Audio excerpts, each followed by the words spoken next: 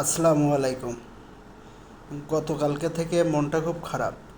আসিয়া নামের যে মেয়েটা ধর্ষণ হয়েছিল, অসুস্থ ছিল, হসপিটালে ভর্তি ছিল।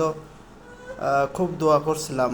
এবার আমি সব কয়টা রোজা আছি, নামাজ পড়তেছি, যতটুকু পাচ্ছি দোয়া করতেছিলাম যে মেয়েটা যেন বেঁচে যায়। তো কালকে যখন শুনলাম খবরে যে মেয়েটা মারা গেল, মন থেকে খুব খারাপ লাগতেছিল, কষ্ট লাগতেছিল খুব।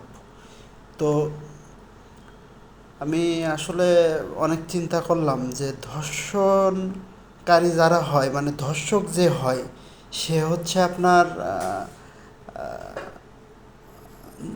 আপনি কিংবা আমি, ঠিক আছে, কিংবা আপনার আমার আত্মীয়, বা আপনার ভাই বা আমার ভাই বা আমাদের বন্ধু, এরকম।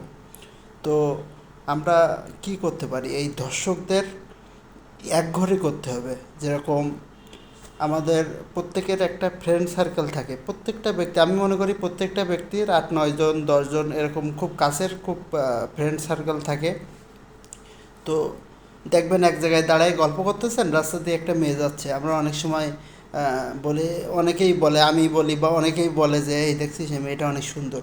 তো আপনার বা আমার আজকের থেকে, এখন থেকে, এই ভিডিওটা যখন দেখছেন এখন থেকে আপনাদের ভিতরে যে বন্ধু এরকম কথা বলবে, কোনো মেয়ে নিয়ে খারাপ ইঙ্গিত করবে, রুচি অরুচি, মানে অরুচি সম্পন্ন কথা বলবে কোনো মেয়ে নিয়ে রাস্তা দেখে, তো সেই বন্ধুকে মানে পারলে চড় মেরে বের করে দেবেন, বা তার কাছ থেকে মিশা বন্ধ করে দেন, সেসব বন্ধু ত্যাগ করুন। ঠিক আছে?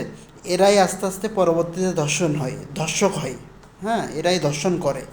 তো আমার নিজেরও একটা মেয়ে আছে। আমার কালকে খুবই কান্না আসতেছিল, জানেন, খুব কষ্ট পাচ্ছিলাম আমি।